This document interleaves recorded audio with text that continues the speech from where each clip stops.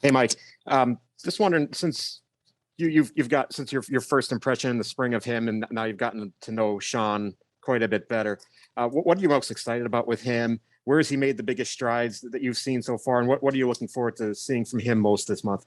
Well, any quarterback that has his demeanor and attitude and willingness to learn and understands every day that there's something more to attain, his ceiling's very high. I think he can get a lot better, and so that's my job, to help him along and to guide him and to give him the information that he needs, and to continue to press upon the things that he has to improve upon, and apply pressure where it needs to be in practice, give him difficult looks. Let him, allow him to fail, and then figure it out, and then continue to build his confidence up. I think that's the process of learning. And he's a tremendous leader.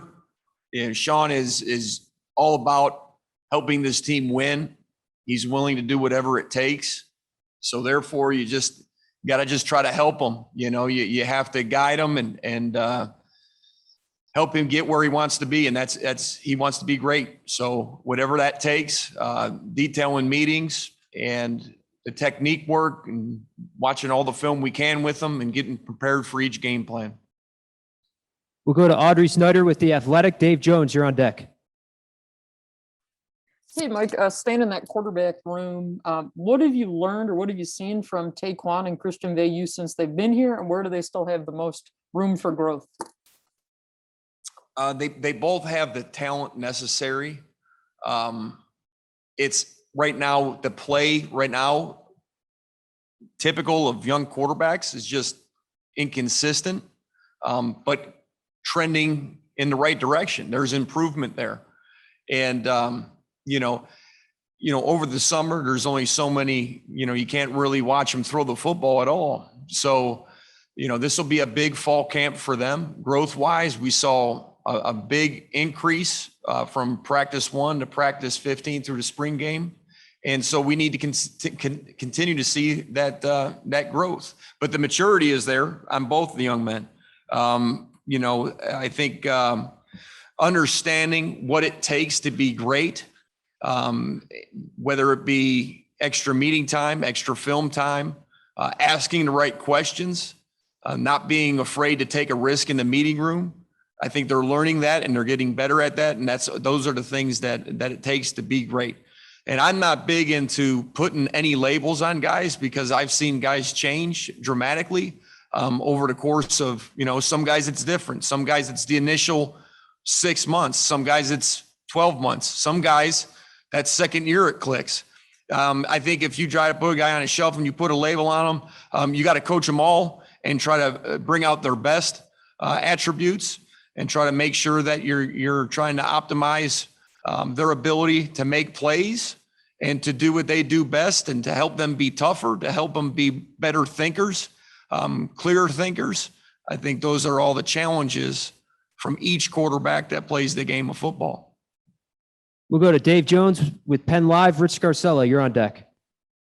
Hi, Mike. How would you assess, you've been known in your career for being able to hurt defenses over the top, hurt them deep, and then exploit the whole field. How would you assess your wide receiver crew, which of course you had nothing to do with recruiting when you got here, as far as their ability to be able to do that? Yeah, I think a lot of it, receiver play, it's interesting. Anything in football is relative, really. I mean, success with the deep ball, if you're able to throw it vertically, it means that you've got the defense to respect your run game. And so I think that's a very important aspect of that, not to be overlooked. I don't think it's all on a receiver to just, hey, they got to win. They got to go vertical. At times, surely they have to win a one-on-one matchup. We have to get off press coverage, and we got to win down the field. But along with that comes the ability as an offensive unit to establish the run, to set yourself up for success. That's the key. Now, where are we as a receiver room? Not where we need to be. None of them. I don't care which individual you look at. On our entire offensive unit, we're not where we need to be yet. We're always going to have that mentality. We have to continue to improve, regardless of what last practice was, regardless of what last game's result was. There has to be a attitude, a relentless pursuit to get better and to improve. This is a very humbling game.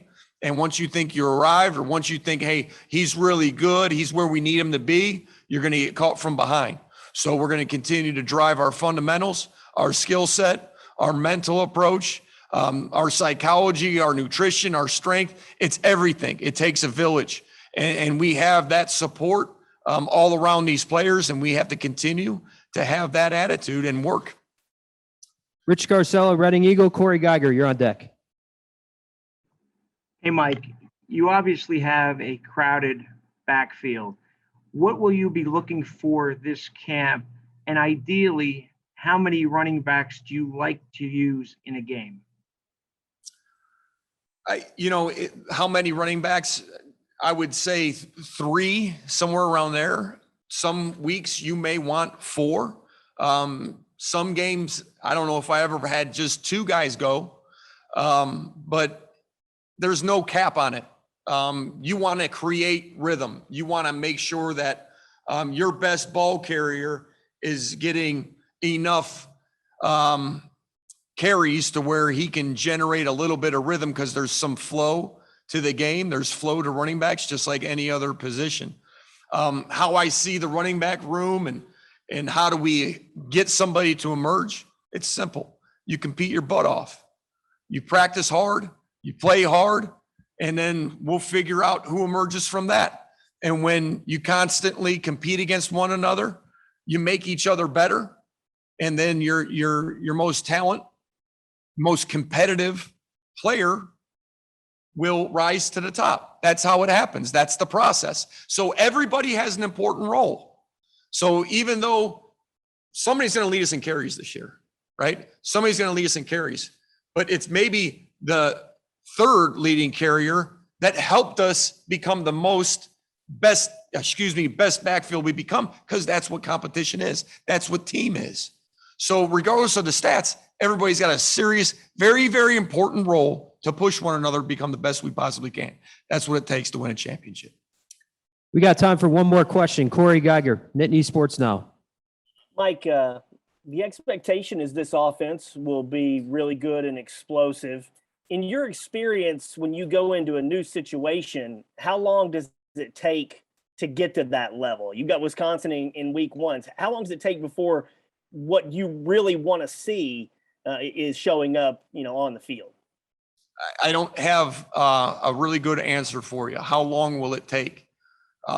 If I knew exactly, how long it's going to take, I'd probably go into the fortune telling business. I can't predict. All we can do is plan. Look at where we are from a personnel standpoint. We got a really, really huge challenge week 1 against Wisconsin, how good they're coached on defense, how talented they are on defense. At their place, that's a challenge in itself.